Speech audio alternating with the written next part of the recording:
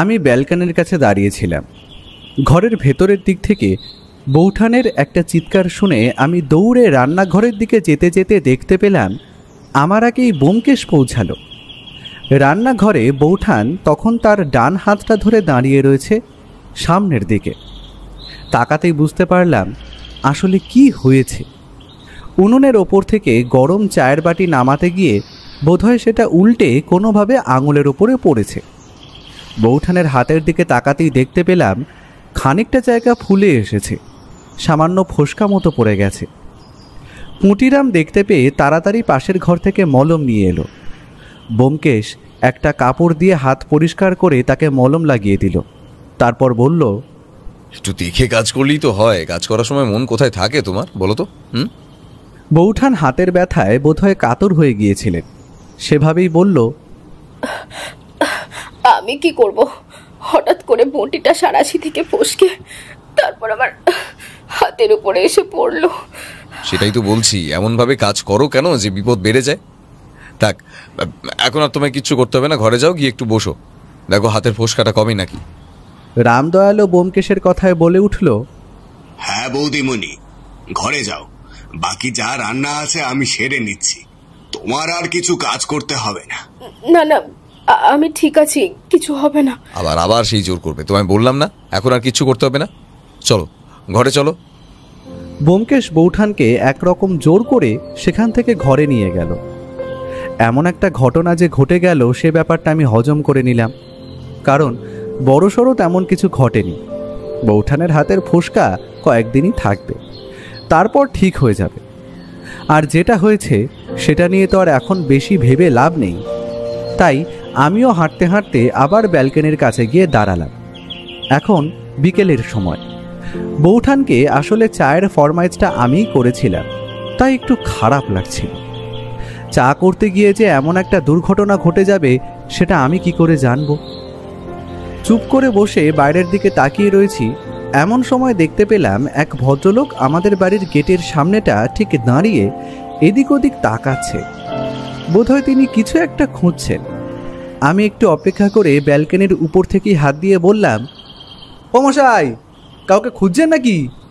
ভদ্রলোক আমার গলা শুনে আমার দিকে তাকালেন, তারপর বাড়ির ভেতরে খানিকটা ঢুকে এসে বললেন, মশাই, বলছিলাম এখানে ব্যোমকেশ বক্সির বাড়ি কোনটা? এমন কিছু একটা আন্দাজ আমি মনে মনে করেছিলাম, তাই একটু হেসে বললাম, একদম ঠিক জায়গাতেই এসেছেন। নিচের দরজা খোলা আছে, উঠে পড়ুন, তারপর সিঁড়ি বেয়ে দোতলায় আসুন। ভদ্রলোক বোধহয় আমার কথায় একটু স্বস্তি পেলেন। তিনি সোজা এসে নিচের তলা দিয়ে ঘরের ভেতরে ঢুকলেন। আমি ব্যালকনির সামনেই দাঁড়িয়ে রইলাম। তারপর যখন দেখতে পেলাম ভদ্রলোক সিঁড়ি দিয়ে উঠে এসেছেন, তখন তাকে নিয়ে গিয়ে ব্যোমকেশের অফিস ঘরে বসালাম। বললাম, ব্যোমকেশ বক্সিকে কেন খুঁজছেন বলুন তো? কোনো কেসের ব্যাপারে নাকি? আপনি কি ব্যোমকেশ বক্সি? না না, আমি ব্যোমকেশ বক্সি নই। আমি ব্যোমকেশ বক্সির বন্ধু অজিত বন্দ্যোপাধ্যায়। আপনি একটু অপেক্ষা করুন, আমি ব্যোমকেশকে পাঠিয়ে দিচ্ছি। কথাটা বলে ভদ্রলোককে অফিস ঘরে বসিয়ে দিয়ে আমি বাইরে বেরিয়ে এলাম। ব্যোমকেশকে বোধহয় তার ঘরেই পেয়ে যাব। ঘরের দরজাটা বন্ধ রয়েছে, তাই দেখে আমি দরজায় একবার নক করলাম। তারপর বললাম, এই ব্যোমকেশ, তোমার সাথে দেখা করতে এক ভদ্রলোক এসেছেন। ওনাকে তোমার অফিস ঘরে বসিয়েছি, তুমি কি একবার আসবে? একটু পরেই ভেতর থেকে ব্যোমকেশের গলা ভেসে এলো, অমরজিৎ, তুমি কি ভদ্রলোককে বসতে বলো, আমি এক্ষুনি আসছি। এমন একটা সময় ব্যোমকেশের যে আসতে খানিকটা সময় লাগবে সেটা আমি বুঝতে পারছি না। কিন্তু ভদ্রলোকের ব্যাপারটা, ব্যোমকেশ না এলে তিনি কিছু বলবেনও না, তাই ব্যোমকেশকে একটু তাড়া দিলাম। তারপর ব্যোমকেশের অফিস ঘরে এসে বসে ভদ্রলোকের দিকে তাকিয়ে বললাম, নমস্কার, আপনার নামটা কি? নমস্কার, আমার নাম ভবানীচন্দ্র ভট্টাচার্য। আমি এদিকে থাকি না, আমার বাড়ি সেই বেলুড়ের কাছে। একটা সমস্যায় পড়ে ব্যোমকেশবাবুর বাড়ির ঠিকানাটা জোগাড় করে খুঁজতে খুঁজতে এসে পড়েছি। আসলে ঠিক বাড়িতে এসেছি কিনা সেটা বুঝতে পারছিলাম না, তাই আপনাকে জিজ্ঞাসা করলাম। না না, সে ঠিক আছে, কোনো সমস্যা নেই। আপনি একটু বসুন, ব্যোমকেশ আসুক, তারপর না হয় আপনি আপনার সমস্যাটা খুলে বলবেন। এখন আমায় বললে আবার ব্যোমকেশকেও বলতে হবে। আপনাকে শুধু শুধু দুবার করে একই কথা বলতে বলবো না। আপনি অজিত বন্দ্যোপাধ্যায়, তার মানে আপনি সে যে ব্যোমকেশবাবুর সমাধান করা রহস্যের ব্যাপারগুলোকে নিয়ে উপন্যাস লেখেন, তাই না? আপনার একটা বই বোধহয় আমি হাতে পেয়েছিলাম।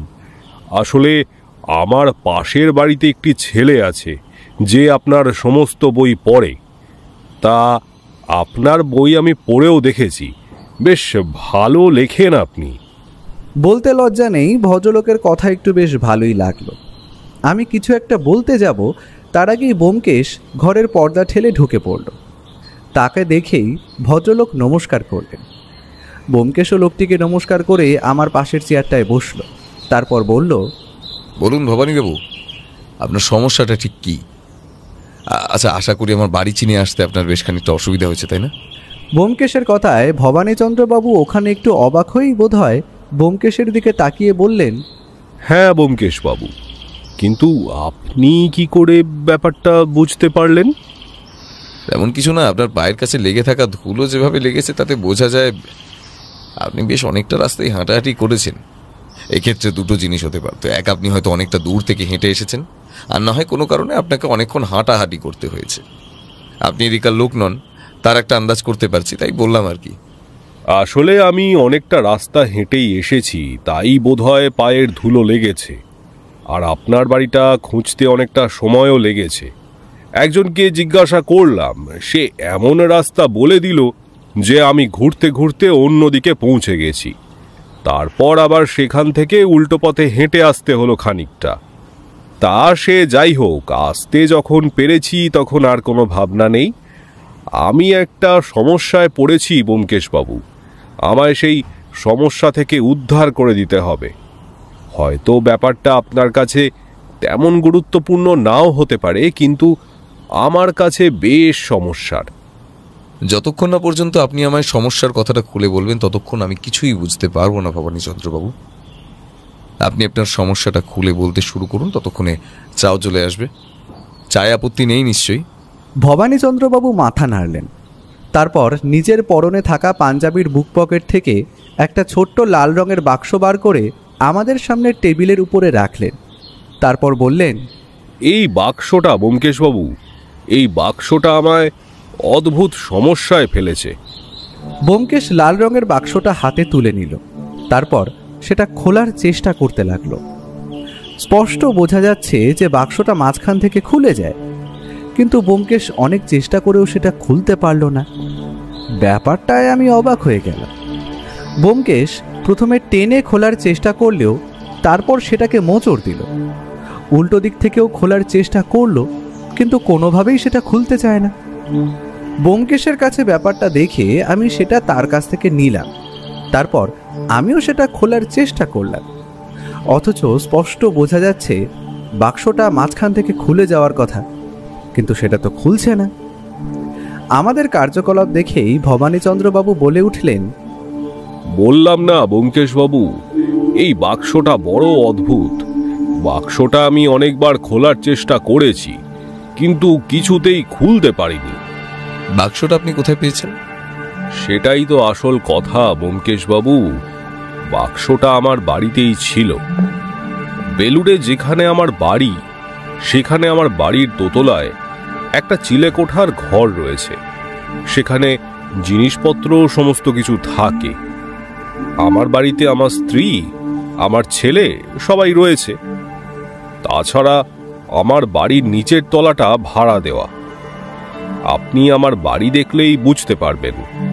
তা সেই ভাড়ার টাকাতেই আমার কোনো রকমে চলে আর কি।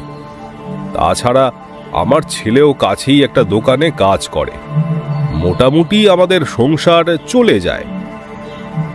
সমস্যার কথা হলো, চিলেকোঠার ঘরে সেখানে অন্যান্য জিনিসপত্রের মধ্যে আমি এই ছোট বাক্সটা পড়ে থাকতে দেখতে পাই। কৌতূহল বশে বাক্সটা তুলে বার করে এনেছিলাম। ভেবেছিলাম এমন বাক্স তো সোনার গয়নার দোকান থেকে দেয়, ছোট কিছু থাকতে পারে এর মধ্যে। বাক্সটা তুলে এনে নিজের ঘরে রাখি। তারপর বাক্সটার কথা ভুলেই গিয়েছিলাম। কিন্তু এর পরে হঠাৎ বাক্সটার কথা মনে পড়তেই আমার ঘরে টেবিলের ড্রয়ারটা খুলে বাক্সটা বার করতে গিয়ে দেখি সেটা সেখানে নেই।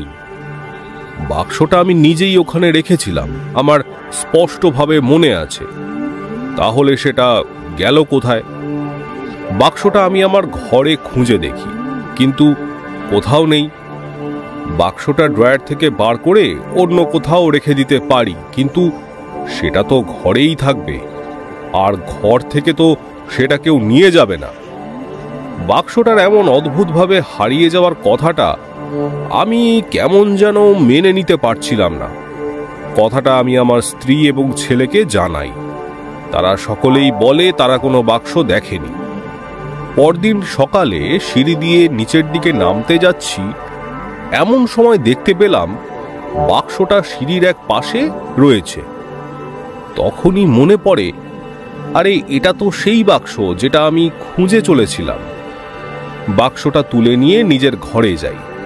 তারপর বাক্সটা খোলার অনেক চেষ্টা করি, কিন্তু কিছুতেই বাক্সটা খোলে না। এমনটা কি করে হলো? বাক্সটা দেখে বোঝা যাচ্ছে যে বাক্সটা খোলা যায়, অথচ টেনে কিংবা মোচড় দিয়ে কোনোভাবেই সেটা খোলা যাচ্ছে না কেন? বাক্সটা আমার ঘরে টেবিলের ড্রয়ারে আবার রেখে দিই।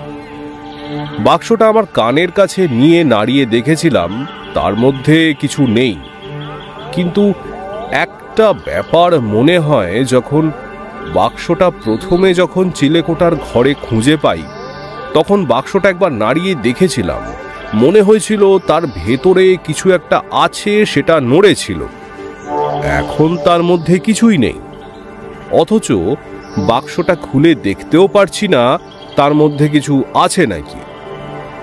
সেই ব্যাপারটা আমি আর বাড়ির কাউকে জানাইনি। আজ আসলে একটা কাজে আমার এদিকে আসতে হয়েছিল, তা যাওয়ার সময় আপনার কথা মনে হতে ভাবলাম আপনার কাছে একবার বাক্সটা নিয়ে আসি, যদি কিছু জানা যায়।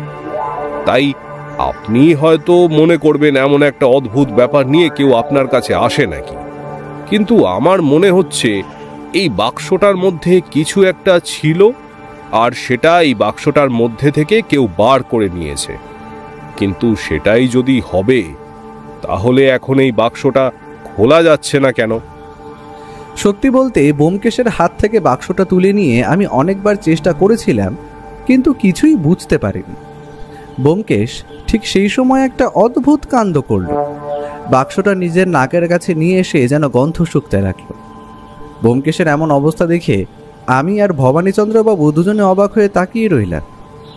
ব্যোমকেশ যখন একটু পরে ভবানীচন্দ্রবাবুর দিকে তাকালো, তখন তার মুখে হাসি ফুটেছে। ব্যোমকেশ হাসতে হাসতে বাক্সটা সামনে টেবিলের ওপর রেখে দিয়ে বলল, ব্যাপারটা আমার মাথাতেই আসেনি অমরজিৎ। আমি শুধু শুধু বাক্সটা খোলার চেষ্টা করে চলেছি। বাক্সটা এভাবে খুলবে না, বাক্সটা ভাঙতে হবে, না ভাঙলে বাক্স খুলবে না। কিন্তু আপনি বোধহয় চাইবেন না আপনার এই বাক্সটা ভাঙি আমি, তাই তো? কিন্তু ব্যোমকেশ বাবু, আসলে কি বুঝতে পারলেন আপনি বলুন তো? আমি তো কিছুই বুঝতে পারিনি। বাক্সটা থেকে একটা অদ্ভুত গন্ধ আসছে বটে, তবে সেটা কিসের গন্ধ? এটা হলো এক ধরনের আঠা। এই আঠা প্লাস্টিক জাতীয় কোনো কিছু জুড়ে দিতে কাজে লাগে। যতদূর মনে পড়ে, এই সমস্ত আঠা ব্যাগ তৈরি কিংবা প্লাস্টিকের জিনিসপত্র তৈরির কারখানায় ব্যবহার করা হয়। সেই আঠা দিয়ে খুব সুন্দরভাবে এই বাক্সের মুখটা আটকানো হয়েছে। কাজটা এত পরিষ্কারভাবে করা হয়েছে যে বাইরে থেকে আঠার কোনো চিহ্নই পাওয়া যাবে না। আর আঠার গন্ধ বেশ কম, আর একটু অল্প, তাই চট করে গন্ধটা বোঝাও যাবে না। এই বাক্সটা ভেঙে ফেললে বোঝা যাবে এর ভেতরে কি ছিল, অথবা এর ভেতরে বর্তমানে কি আছে। তার আগে পর্যন্ত আপনি কিছুই বুঝতে পারবেন না। এবার আপনি বলুন তো, আপনার ওই টেবিলের ড্রয়ার থেকে বাক্সটা তুলে নিতে পারে এমন কেউ রয়েছে? ব্যোমকেশ বাবু, ড্রয়ার থেকে কেউ বাক্সটা বার করে নিলে, সেটা যদি আমার বাড়ির কেউ হতো, তাহলে নিশ্চয়ই আমায় বলতো। এটা আমার কাছে এত দামি কিছু তো নয় যে মিথ্যে কথা বলতে হবে। এমনটা কিন্তু হয়ে থাকতে পারে ভবানীচন্দ্রবাবু। কেউ বাক্সটা ওখান থেকে বার করে নিয়েছিল অন্য কোনো কাজে, তারপর সেটা হারিয়ে যাওয়ায় এখন আর সে কথা কেউ স্বীকার করতে চাইছে না। তারা মনে করছে বাক্সটা আপনার খুব কাজের, তাই ওটা হারিয়ে ফেলেছে শুনলে আপনি একটু রাগারাগি করবেন। সেটা হলেও হতে পারে, আমি ঠিক সেটা বলতে পারছি না। কিন্তু এই বাক্সটা আমার ওই টেবিলের ড্রয়ার থেকে ওভাবে সিঁড়ির কাছে চলে এলো কি করে? আমার স্পষ্ট মনে আছে যেদিন বাক্সটা খুঁজে পাচ্ছিলাম না সেদিন আমি সিঁড়ি দিয়ে অনেকবার ওঠানামা করেছি, এমনকি আমার স্ত্রী কিংবা ছেলেও করেছে। তারা তো বাক্সটা দেখতে পায়নি, তাহলে পরদিন সকালে বাক্সটা ওখানে এলো কি করে? শুধু এটার জন্য আপনি এতটা চিন্তিত হয়ে পড়ছেন বলে আমার কিন্তু মনে হচ্ছে না। ভবানীচন্দ্রবাবু ব্যোমকেশের কথা এবারে সামান্য হেসে ফেললেন। তার হাসিটা এমন যেন তার কোনো একটা ছল ব্যোমকেশের কাছে ধরা পড়ে গেছে। সেভাবেই হাসতে হাসতে তিনি বললেন, আপনার কাছে লুকিয়ে যাবার মতো সাধ্য কি আমার আছে ব্যোমকেশবাবু? আপনি ঠিক বুঝতে পেরেছেন, আসলে ব্যাপারটা তেমন কিছু নয়। আমার মা যখন মারা যান তখন মায়ের দুটো সোনার কানের দুল মা কোথাও একটা রেখেছিলেন, আর এমনই কোনো একটা বাক্সের মধ্যেই সেটা রেখেছিলেন। তবে কানের দুলটা খুব বেশি বড় নয়, ছোট্ট কানের যেমন হয় আর কি তেমনই। মায়ের মৃত্যুর পর আমি ভুলেই গেছিলাম। সেদিন যখন বাক্সটা খুঁজে পাই আর সেটা কানের কাছে এনে সামান্য ঝাঁকাই, একটা শব্দ শুনতে পাই। তখন আমার কিছু মনে হয়নি। রেখে দেওয়ার পরে বিকেলের দিকে হঠাৎ করে মায়ের সেই সোনার কানের দুলের কথাটা আমার মনে পড়ে, আর তখনই আমি বাক্সটা খুঁজতে শুরু করি। কেন জানি না মনে হচ্ছিল কানের দুলগুলো ওর মধ্যে থাকলেও তো থাকতে পারে। তখনই আমি ওই বাক্সটা খুঁজতে শুরু করি। দুটো সোনার কানের দুলের দাম তো ব্যোমকেশবাবু নেহাত কম হবে না? ব্যোমকেশও হেসে উঠে বলল, এটাই হলো আসল কথা।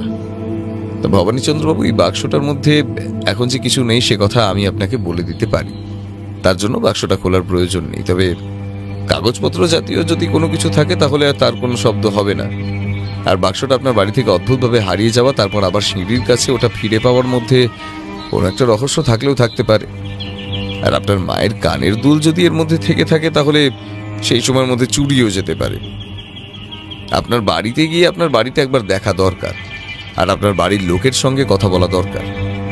প্রয়োজন হলে আপনার বাড়ির ভাড়াটেদের সঙ্গেও কথা বলা দরকার। বোধহয় তাতে কিছুটা সাহায্য হবে, কিন্তু আজ তো সময় হবে না ভবানীচন্দ্রবাবু। আজ আমি একটু ব্যস্ত রয়েছি। কাল সকালে আমি আপনাদের বাড়িতে যাই। আপনি আপনার বাড়ির ঠিকানাটা আমায় লিখে দিয়ে যান শুধু। আর যদি টেলিফোন থাকে তাহলে টেলিফোন নাম্বারটা লিখে দিয়ে যান। ভবানীচন্দ্রবাবু টেলিফোন নাম্বার দিতে পারলেন না, কারণ তার বাড়িতে টেলিফোন নেই। তবে তার পাশের বাড়ির এক ভদ্রলোকের টেলিফোন নাম্বার তিনি দিয়েছিলেন। যদি তেমন প্রয়োজন হয় তাহলে সেই নাম্বারে টেলিফোন করলেই তাকে পাওয়া যাবে। আর তার বাড়ির ঠিকানাটা ভালোভাবে লিখে দিয়ে তিনি যাওয়ার আগে আরও একবার বললেন, ব্যোমকেশবাবু, এই ব্যাপারটা কিন্তু একটু দেখবেন। আমি অনেক আশা করে আপনার কাছে এসেছি, আমায় নিরাশ করবেন না। কোনো চিন্তা করবেন না ভবানীচন্দ্রবাবু, আমি কালই আপনার বাড়িতে যাচ্ছি। আজই যেতাম, আসলে আমার বাড়িতে আজ একটু সমস্যা হয়েছে, তা না হলে যাওয়াই যেত। কাল গেলে আমার মনে হয় খুব একটা অসুবিধা হবে না।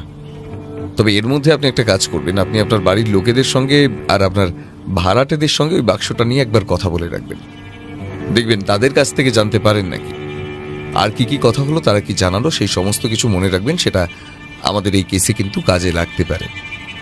ভদ্রলোক ব্যোমকেশকে আর আমাকে আরও একবার নমস্কার করে ঘর থেকে বেরিয়ে গেলেন। আর তিনি চলে যেতে আমি বললাম, ব্যোমকেশ, তুমি কি এই কেসটা হাতে নিলে? আমার তো মনে হচ্ছে এই কেসে তেমন কিছুই নেই।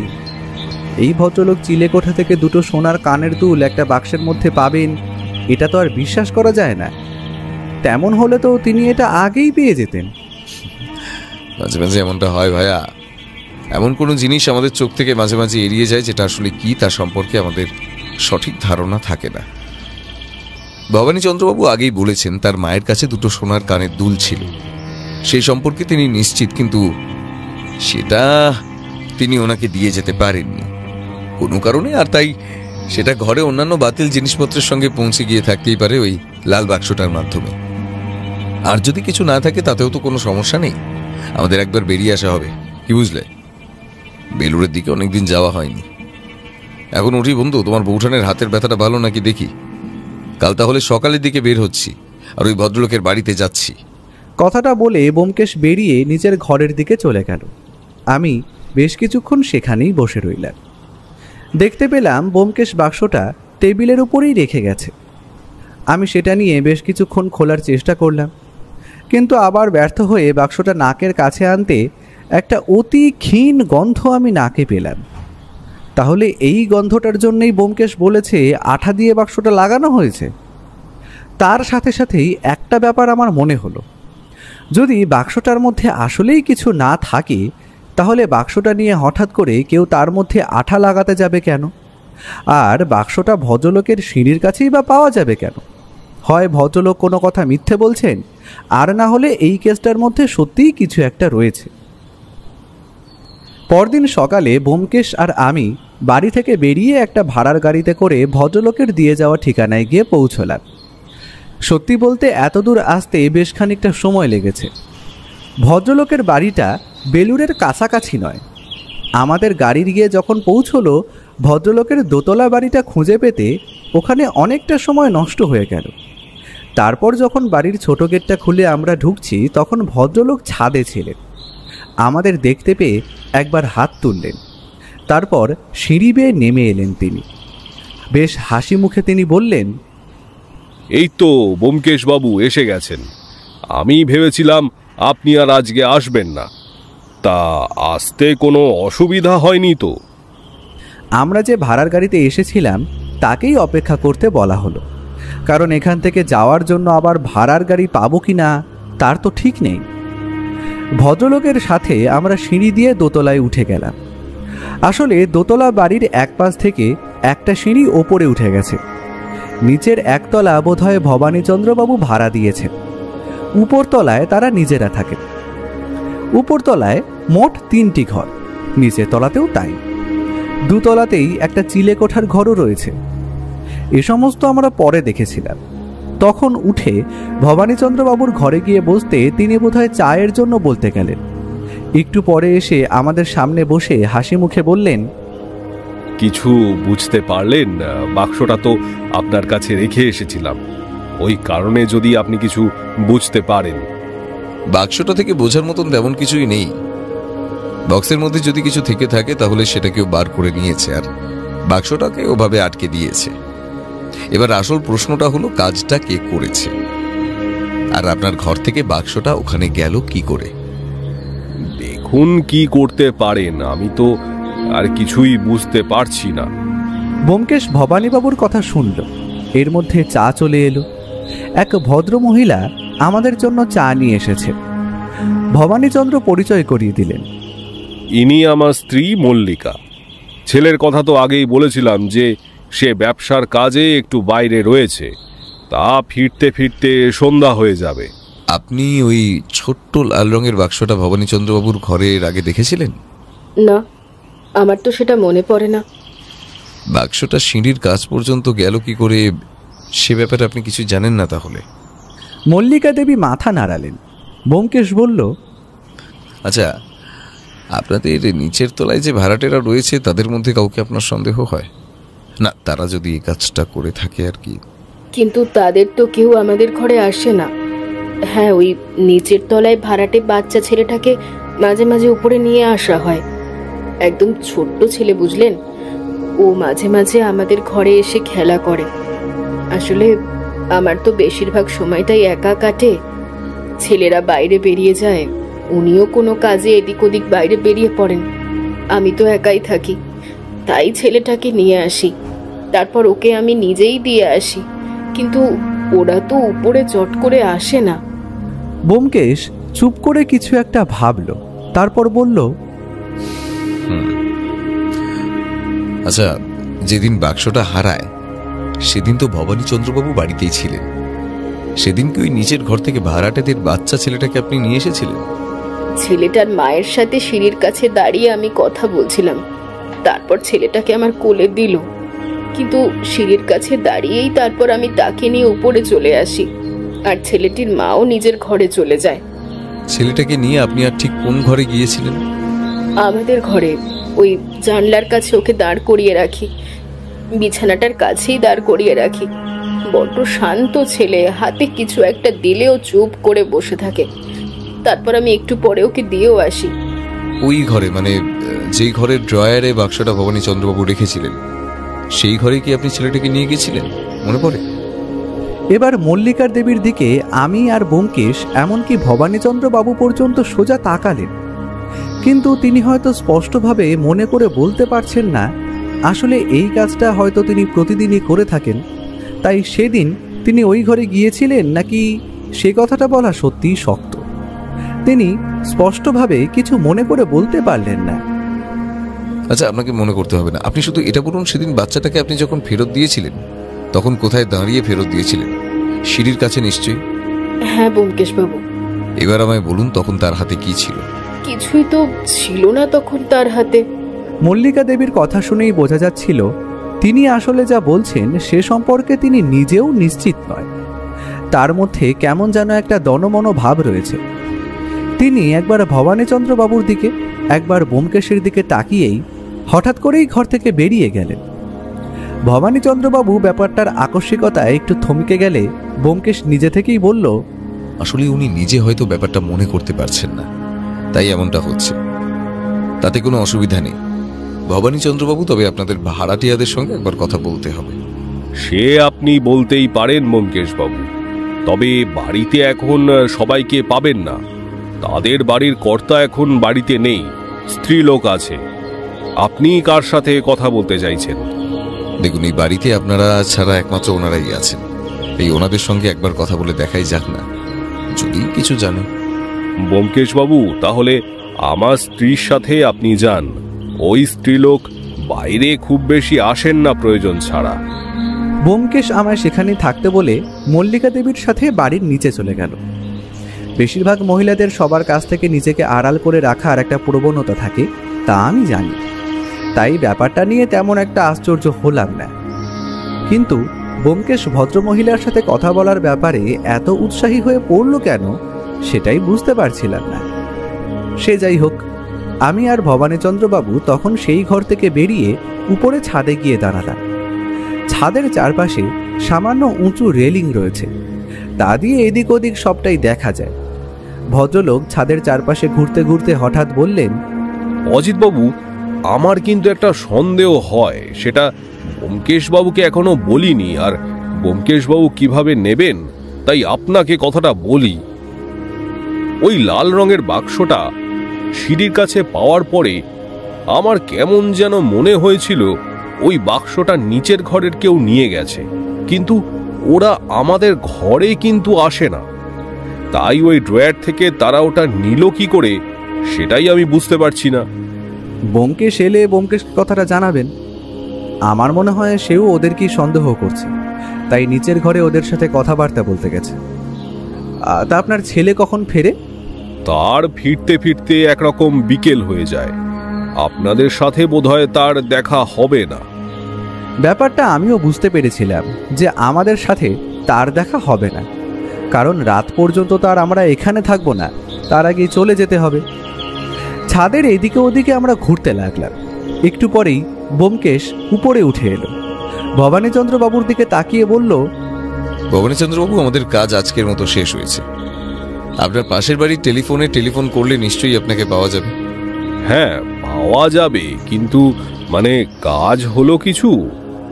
একটা অনুমান করতে পারছি ভবানীচন্দ্রবাবু, তবে তার জন্য আরো একটা ব্যাপার নিশ্চিত হওয়া দরকার। তবে এটা বলতে পারি যে আপনার ওই লাল বাক্সের মধ্যেই আপনার মায়ের সেই সোনার কানের দুল জোড়া ছিল।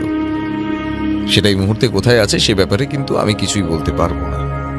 ব্যোমকেশের কথা শুনে ভবানীচন্দ্রবাবু অবাক হয়ে ব্যোমকেশের দিকে এগিয়ে গেলেন। তারপর বললেন, কিন্তু ব্যোমকেশবাবু, আমার মায়ের সোনার কানের দুল তাহলে কে আমার ঘর থেকে চুরি করলো? আমার ধারণা যদি সঠিক হয় তাহলে চুরিটা হয়েছে অদ্ভুতভাবে। আসলে চোর নিজেও জানতো না যে সে চুরি করে বসেছে। আর আসল চোরকে কিন্তু শাস্তি দেওয়া যাবে না, শাস্তি দেওয়া যাবে পরোক্ষভাবে যে চুরি করেছে তাকে। ব্যোমকেশের কথায় ভবানীচন্দ্রবাবু অবাক হয়ে তাকিয়ে রইলেন। সত্যি বলতে কি, তার কোনো কথা আমি নিজেও বুঝতে পারছিলাম না। তাই বললাম, তুমি কি বলছো ব্যোমকেশ? কিছুই তো বোঝা যাচ্ছে না। এখন এর থেকে বেশি আর কিচ্ছু বোঝা যাবে না। আমায় একটা কথা বলুন তো ভবানীচন্দ্রবাবু, আপনার নিচের ঘরের ভাড়াটিয়ার ভদ্রলোককে যে কাছে একটা কারখানায় কাজ করে, সে কথাটা কি সত্যি? ভবানীচন্দ্রবাবু মাথা নাড়লেন। ভবানীচন্দ্রবাবুকে আশ্বস্ত করে সেখান থেকে বেরিয়ে এলাম। বাড়ি থেকে বেরোনোর সময় দেখতে পেলাম এখন নিচের ঘরের দরজা খোলা রয়েছে, আর সেখান থেকে এক ভদ্রমহিলা আমাদের দিকে তাকিয়েছিলেন। আমাদের দেখতে দরজা বন্ধ করে দিলেন। ব্যোমকেশের দিকে তাকাতে দেখতে পেলাম ব্যোমকেশের মুখে হাসি।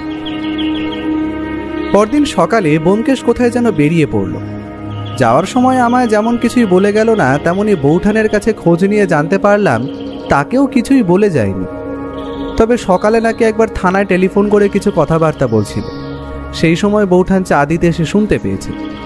কিন্তু এত সকালে ব্যোমকেশ কোথায় বেরিয়ে পড়লো সেটাই আমি বুঝতে পারছিলাম না। তাহলে কি ভবানীচন্দ্রবাবুর কেসের ব্যাপারে কোনো নতুন সূত্র পাওয়া গেল? আমার তো মনে হয় ওই নিচের ঘরের কেউ চুরিটা করেছে, কিন্তু সেক্ষেত্রে ওই একটা জায়গাতেই আমার ভাবনা বারবার এসে ধাক্কা খাচ্ছে। ভবানীচন্দ্রবাবু, মল্লিকা দেবী সবাই বলেছেন ওরা উপরের ঘরে আসে না। নিচের ঘরের ভদ্রমহিলা সবসময় নিচের ঘরেই থাকেন, আর ভদ্রলোক থাকেন কাজে। তার ফিরতে নিশ্চয়ই রাত হয়ে যায়, তারপরে তো আর উপরের ঘরে আসার প্রয়োজন পড়ে না। তাহলে চিন্তা করলো কে আর কখন করলো। দুপুর গড়িয়ে যাওয়ার পরে ব্যোমকেশ ফিরে এলো। ফিরে এসে কোথায় বাথরুমে গেল, তারপর দুপুরের খাওয়া সেরে নিজের অফিস ঘরে বসে আমায় ডেকে পাঠালো। আমি গিয়ে তার ঘরের চেয়ারের উপরে বসতেই ব্যোমকেশ বলল, কেসের ব্যাপারে তোমার কি মনে হয়? চুরি যে কেউ করেছে সেটা তো বোঝাই যাচ্ছে, না হলে আঠা দিয়ে বাক্সটার মুখটা এমনভাবে তো আটকে দিত না। তবে চুরিটা করলো কে? আমার মনে হয় ভবানীচন্দ্রবাবুর ছেলেই এই কাজটা করেছে। দেখো, তার কাছে সময় সুযোগ সব কিছুই তো ছিল। আচ্ছা, কিন্তু সে জানবে কি করে ওর মধ্যে ভবানীচন্দ্রবাবুর মায়ের সোনার কানের দুল রয়েছে? হয়তো সে জানতো না, বাক্সটা খুলে এসে দেখতে পেয়েছিল। সেই ক্ষেত্রে সেই মুহূর্তে তো আর সে জানবে না এই বাক্সটা চিলেকোঠার ঘর থেকে পাওয়া গেছে, সেটা ছিল ভবানীচন্দ্রবাবু টেবিলের ড্রয়িং, সেখান থেকে সেটা নিয়ে নেওয়া চুরি করার সমান। সে নিশ্চয়ই যদি কানের দুলটা দেখেও থাকতো তাহলে বাড়িতে কাউকে জিজ্ঞাসা করতো ওটা ওখানে কেন এলো। তুমি ভুলে যাচ্ছ বন্ধু, ভবানীচন্দ্রবাবুর কোনো জিনিস মানে সেটা তার ছেলেরও। তাহলে কাজটা কে করেছে? নিজের ভাড়াটিয়াদের মধ্যে কেউ কি করেছে? কিন্তু ভাড়াটিয়া দুজন ওপরে কখনোই আসে না। যদিও সিঁড়িতে দাঁড়িয়ে মল্লিকা দেবীর সঙ্গে গল্প করে, তবে ওটা সিঁড়ি পর্যন্তই, তার বেশি উনি কখনো উঠে আসেন না। তাহলে ওই ড্রয়ার থেকে নিচ পর্যন্ত বাক্সটা গেল কি করে? ব্যোমকেশের কথায় যুক্তি ছিল, তাই আমি আর কিছুই বলতে পারলাম না। ভাবতে লাগলাম। একসময় হঠাৎ করেই বললাম, তুমি তো কাল বললে চোর নাকি পরোক্ষভাবে চুরিটা করেছে, তার মানে তুমি নিশ্চয়ই জানো প্রত্যক্ষভাবে আসলে কে চুরি করেছে। আমার অনুমানে আমি সবটাই জানি ভাইয়া।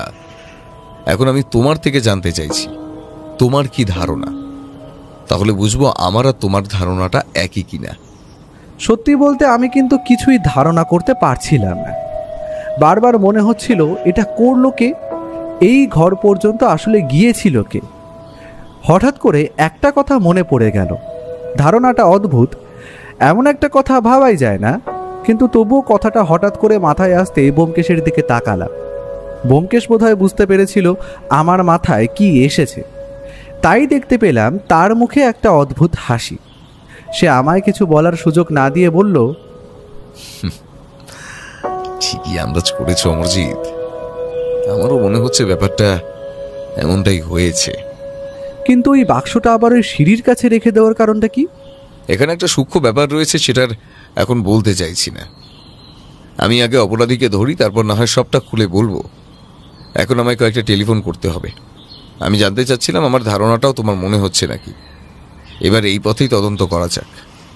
ব্যোমকেশ উঠে গিয়ে টেলিফোনে থানার সাথে কিছুক্ষণ কথা বলল। সে যে একটা পরিকল্পনা করে ফেলেছে সেটা বুঝতে পারছিলাম, আর সেই পরিকল্পনা মতো কাজ করলে অপরাধীকে তাড়াতাড়ি ধরা যাবে সেটাও বোঝা যাচ্ছে। তবে ব্যোমকেশের মাথায় এই কথাটা হঠাৎ করে এলো কি করে সেটাই আমি ভাবছিলাম। কেসটার প্রায় সমাধান হয়ে এসেছিল, এখন শুধু অপরাধীকে ধরাটাই বাকি। অপরাধী ধরা পড়ল বটে, তবে তার আগে খুঁজে পাওয়া গেল সেই সোনার কানের দুল। পুলিশের অনুমান এবং তল্লাশিতে পাওয়া গেল সেই কানের দুল এক সোনার দোকান থেকে। আর সেই সোনার দোকানদার পুলিশের সামনে স্বীকার করে নিল যে তার কাছে কে ওই সোনার কানের দুল বিক্রি করতে এসেছিল। সত্যি বলতে চুরির একটা প্রমাণ পাওয়া গেল, আসলে ব্যোমকেশ আগে প্রমাণ খোঁজার চেষ্টা করছিল, কারণ এটা এমন জটিল যে এখানে প্রমাণ খুঁজে পাওয়া যাবে না, সবটাই অনুমান। তাই প্রমাণ খুঁজে পাওয়ার পর আমাদের আর অসুবিধে হলো না। সেদিন আমরা গিয়ে পৌঁছলাম ভবানীচন্দ্রবাবুর বাড়িতে। নিচের ঘরের ভাড়াটিয়া লোকটি কোনো কারণে সেদিন বাড়িতেই ছিল। আমাদের ভবানীচন্দ্রবাবুর ঘরেই বসতে দেওয়া হলো। ব্যোমকেশ ইচ্ছে করেই সেই ঘরে বসলো যেই ঘরের সেই টেবিলের ড্রয়ারটা রয়েছে। একটু পরে ব্যোমকেশ পকেট থেকে সোনার জোড়া বার করে ঘরের মাঝখানের একটা চেয়ারের উপরে রাখলে ভবানীচন্দ্রবাবু এবং মল্লিকা দেবী অবাক হয়ে সেটা দেখতে লাগলেন। ভবানীচন্দ্রবাবু বললেন, ব্যোমকেশ বাবু, এটাই তো আমার মায়ের সেই সোনার কানের দুল, কিন্তু এটা আপনি কোথা থেকে পেলেন? যে এটা চুরি করেছিল সে একটা দোকানে বিক্রি করেছিল, সেই সোনার দোকান থেকেই আমরা এই সোনার কানের দুলটা উদ্ধার করেছি। তবে এখানে আমায় পুলিশের সাহায্য নিতে হয়েছে, না হলে উদ্ধার করা যেত না। আমাদের হাতে কোনো প্রমাণ ছিল না, তাই প্রমাণ সংগ্রহের জন্য আমাদের প্রথমেই কানের দুলটা সংগ্রহ করা প্রয়োজন ছিল। এখন অপরাধীকে শাস্তি দেওয়া যেতেই পারে, তবে অপরাধী কিন্তু অনেক কিছুই জানতো না, না জেনে সে কাজটা করেছে। সবটা বলতে সুবিধা হয় যদি আপনি আপনার নিচের ঘর থেকে নিচের ঘরের কর্তা অর্থাৎ জগন্নাথ বাবুকে একবার উপরে ডেকে আনেন। আপনি গিয়ে আমার কথা বললে ভদ্রলোক নিশ্চয়ই আর না করবেন না। ভবানীচন্দ্রবাবু অবাক হলেও নিচের ঘরে গিয়ে জগন্নাথ বাবুকে ডেকে আনলেন। ঘরের মধ্যে একটা চেয়ার খালি ছিল, সেটা জগন্নাথ বাবুকে বসতে বললে জগন্নাথ একটু অবাক হলেও তারপর সে বসে বলল, কি ব্যাপার বলুন তো ব্যোমকেশ বাবু, আপনি আমাকে ডেকে পাঠালেন কেন? আপনি যে কারখানায় কাজ করেন সেখানে যতদূর সম্ভব এক ধরনের ব্যাগ তৈরি হয়, তাই না? প্লাস্টিক আর ভেলভেট জুড়ে নতুন ধরনের ব্যাগপত্র তৈরি হয়, আর সেই ব্যাগের কাজে এক ধরনের আঠা ব্যবহার করা হয়। আশা করি সেই আঠা আপনার কাছেও থাকবে। এই একটা কথায় জগন্নাথ বাবুর মুখের সমস্ত বিরক্তি যেন এক নিমেষে উধাও হয়ে গেল। তিনি বললেন, হ্যাঁ থাকবে, কিন্তু কেন বলুন তো? সেই আঠা দিয়ে বাক্সটা তো আপনি ভালোই বন্ধ করেছিলেন, কিন্তু আপনি ভুলে গিয়েছিলেন বাক্সটা মোচড় দিয়ে খোলা যায়। জগন্নাথ বাবু যেন কিছু একটা বলতে গিয়েও চুপ করে গেলেন। তারপর বললেন, কোন বাক্সের কথা আপনি বলছেন? আমি তো কিছুই বুঝতে পারছি না ব্যোমকেশ বাবু। যে বাক্সটা সেদিন হয়তো আপনার ছেলে খেলতে খেলতে নিয়ে ঘরে চলে গিয়েছিল, তখনই আপনি সেটা ফেরত দেওয়ার কথা ভাবেন। তবে তার আগে সেটা খুলে ফেলেন আর দেখতে পান ওর মধ্যে সোনার দুল রয়েছে। তখনই আপনি সেটা চুরি করার সিদ্ধান্ত নেন, তাই না? এসব কি বলছেন ব্যোমকেশ বাবু? আমি তো কিছুই বুঝতে পারছি না। আর আমি কানের দুল চুরি করব কেন? কারণ ঠিক তার পরদিন সকালে আপনি আপনার কারখানার কাছেই একটা সোনার দোকানে বিক্রি করেছেন সেই কানের দুল। এই যে আমার কাছে রয়েছে, এই দেখুন। এবার কিন্তু কানের দুলটা দেখে জগন্নাথবাবু একদম চুপ করে গেলেন। ব্যোমকেশ দেখে বলল, আশা করি এবার আপনার কাছে আর বলার মতো কিছু নেই। এবার সত্যি সত্যি স্বীকার করুন তো জগন্নাথবাবু। তবে আমি জানি আপনি জানতেন না ওই সোনার দুল আসলে ভবানীচন্দ্রবাবুর বাড়ির কারো, তাই তো? জগন্নাথবাবু মাথা নিচু করেই মাথা নাড়িয়ে সম্মতি জানালেন। ব্যোমকেশ এবার বলল, আচ্ছা, এবার ঘটনাটা আসলে কি হয়েছিল সেটা আমি বলি, তারপর যদি আপনাদের মনে হয় আমি ভুল বলছি তাহলে আমায় শুধরে দেবেন। জগন্নাথবাবু কিংবা তার স্ত্রী তারা কখনোই উপরে আসতেন না, তাই তাদের পক্ষে ওই ড্রয়ার থেকে লাল রঙের বাক্স তুলে নেওয়াটা কখনোই সম্ভব নয়। কিন্তু নিচের তলা থেকে উপরের তলায় কিন্তু একজন আসতো, জগন্নাথবাবুর ছেলে। সে অনেকটা ছোট, তাকে কোলে করে নিয়ে মল্লিকা দেবী উপরের ঘরে আসতেন। কোনোভাবে সেদিন তাকে নিয়ে ওই ঘরে ঢুকেছিলেন, যে ঘরের টেবিলের উপর বাক্সটা রাখা ছিল। বোধহয় মল্লিকা দেবী ব্যাপারটা কোনো কারণে খেয়াল করেননি। পরে যখন মল্লিকা দেবী ছেলেটিকে ফিরিয়ে দেয় তখন তার হাতেই বাক্সটা থেকে যায়। আমার মনে হয় মল্লিকা দেবী হয়তো খেয়াল করেননি, নয়তো কোনো কারণে ভুল কথা বলেছেন। তিনি হয়তো ভেবেছেন যদি লাল রঙের বাক্সটা ওই বাচ্চাটার হাতে দেওয়ার কথা তিনি বলেন তাহলে তাতে হয়তো সমস্যা বাড়তে পারে, তাই তিনি বলেছেন এ ব্যাপারে তিনি কিছুই জানেন না। লাল রঙের বাক্সটা জগন্নাথবাবুর নজরে আসে। তিনি ওটা হাতে নিয়ে খুলে দেখতে পান সোনার দুল রয়েছে, অথচ সেটা যে কোথা থেকে এলো সেটা জগন্নাথবাবু কিংবা তার স্ত্রী কেউ জানতেন না। সে ব্যাপারে কোনো খোঁজ খবর নেওয়ার আগেই জগন্নাথবাবু স্থির করে ফেললেন দুলটা বিক্রি করে দেবেন। সেই মতো পরদিন সকালে সেটা বিক্রিও করে দেন। কিন্তু এবার সমস্যা হয় বাক্সটা নিয়ে। আসলে লাল রঙের জিনিস বাচ্চাদের খুব আকর্ষণ করে, তাই বাক্সটা নিয়ে বারবার খেলতে শুরু করে বাচ্চা ছেলেটি। বাক্সটা বারবার খোলা বন্ধ হওয়ার সময় তার আঙুলে চাপ লাগতেই পারে, তাই ভেবে আঠা দিয়ে বাক্সটার মুখটা সুন্দরভাবে বন্ধ করে দেন জগন্নাথবাবু। আর তারপর সেই বাক্সটাই খেলতে খেলতে কোনোভাবে পরদিন সকালে এসে পৌঁছয় সিঁড়ির কাছে। এদিকে জগন্নাথবাবু এসব কিছুই জানতেন না। তিনি মনের আনন্দে ওই দুলগুলো বিক্রি করে দিয়েছিলেন। ভবানীচন্দ্রবাবু তার বাক্স ফেরত পান, কিন্তু বাক্সটা কিছুতেই খুলতে পারেন না। আর যতই খুলতে পারেন না, ততই তার মনে তার মায়ের রেখে যাওয়া সেই সোনার দুলের কথাগুলো মনে পড়ে। তাই তিনি আমার কাছে এসে পৌঁছন। আমি প্রথমে ভেবেছিলাম কেসটা নেহাত কোনো সাধারণ ব্যাপার, কিন্তু পরে ওই বাক্সটার আঠা দিয়ে বন্ধ করে দেওয়ার ব্যাপারটাই আমায় কেমন অদ্ভুতভাবে এই কেসটায় টানে। আর এখন তো সমস্তটুকুই পরিষ্কার হয়ে গেল। তবে ভবানীচন্দ্রবাবু, এখানে আমি একটা কথা বলতে পারি, জগন্নাথবাবু যা করেছেন তা সমস্ত কিছুই অজান্তে করেছেন। তিনি যদি একবারও জানতেন ওটা আপনার সম্পত্তি, তাহলে হয়তো সেটা নিয়ে কিছুই করতেন না। আসলে জগন্নাথবাবু কিংবা তার স্ত্রী এই দুজনের কেউই এই বাক্সটা কোথা থেকে এসেছে সেটা জানতো না। পরে যখন আমি কেসটা তদন্ত করতে আসি এবং বাক্সের ব্যাপারে জগন্নাথ ঘোষের সঙ্গে কথা বলি, তখনই বোধহয় তিনি কিছু একটা আন্দাজ করতে পেরেছিলেন। তবে ততক্ষণে তো সোনার দুলজোড়া বিক্রি হয়ে গেছে। এখন তো আর তারা এসে বলতে পারেন না যে তারা এগুলো বিক্রি করে দিয়েছেন, তাই তারা চুপ করে থাকেন। ব্যোমকেশ কথা বলা শেষ করে জগন্নাথবাবুর দিকে তাকিয়ে বলল, পরের বার থেকে দামি কোনো জিনিস পেলে এইভাবে বিক্রি করে দেবেন না জগন্নাথ দেব। আশা করি এই শিক্ষাটা আপনার মনে থাকবে। জগন্নাথবাবু অপরাধীর মতো মুখ করে মাথা নিচু করে রইলেন। ব্যোমকেশ এবার ভবানীচন্দ্রবাবু আর মল্লিকা দেবীর দিকে তাকিয়ে বলল, দেখুন, এটা আপনাদের ব্যাপার, তাই আপনারা যা সিদ্ধান্ত নেবেন তাই ঠিক। তবে আমার মনে হয় জগন্নাথবাবু নিজের অজান্তে এই কাজটা করেছিলেন, তাই ওনাকে এবারের মতো ক্ষমা করে দেওয়াটা আপনার উচিত। আর আপনার 2 জোড়া দুল আপনি ফেরত পেয়ে গেছেন। উনি যদি নিজে এসে আমাকে বলতেন যে উনি এই কাজ করে ফেলেছেন, তাহলেও আমি ওনার উপর রাগ করতাম না ব্যোমকেশবাবু। মানুষ অজান্তে অনেক ভুলই করে থাকে, মানুষকে ক্ষমা করে দেওয়াই তো মানুষের ধর্ম, তাই না? জগন্নাথবাবু এ কথায় হাত জোর করে ভবানীচন্দ্রবাবুর পায়ের উপর পড়তে গেলেন, কিন্তু তার আগেই ভবানীচন্দ্রবাবু তাকে ধরে ফেললেন আর বললেন, ব্যোমকেশবাবু, আপনি যে আমার কত বড় উপকার করলেন তা আমি আপনাকে বলে বোঝাতে পারবো না। তবে আমি আপনাকে আপনার প্রাপ্য থেকে বঞ্চিত করব না। আমি খুব শিগগির আপনার বাড়িতে যাব। ব্যোমকেশ আর আমি সেখান থেকে ভাড়ার গাড়িতে করে ফিরে এলাম। সেদিন কিন্তু ভাড়ার গাড়ির টাকাটা ভবানীচন্দ্রবাবু জোর করে নিজেই দিয়ে দিলেন। আমাদের আর কিছুই বলার থাকলো না। বাড়ি ফিরে এসে ঘরে বসেছি, এমন সময় ব্যোমকেশ বলল, কি বুঝলে ভাইয়া? একটা ব্যাপার আমি কিছুতেই বুঝতে পারলাম না, তোমার হঠাৎ করে এই বাচ্চা ছেলেটিকে সন্দেহ হলো কেন? মানে সে চুরি করেছে সেটা বলছি না, সে হাতে করে ওই লাল রঙের বাক্সটা নিয়ে গেছে সেটা তোমার মনে হলো কেন হঠাৎ করে? সুযোগ বন্ধু, সুযোগ।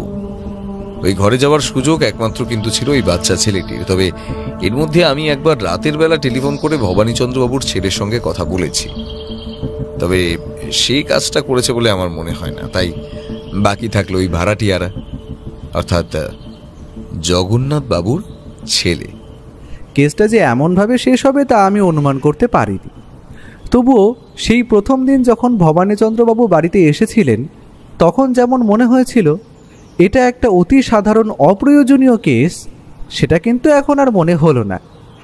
সত্যি ব্যোমকেশ অনুমান ঠিকই করেছিল, এই কেসে অন্তত কিছু একটা আছে।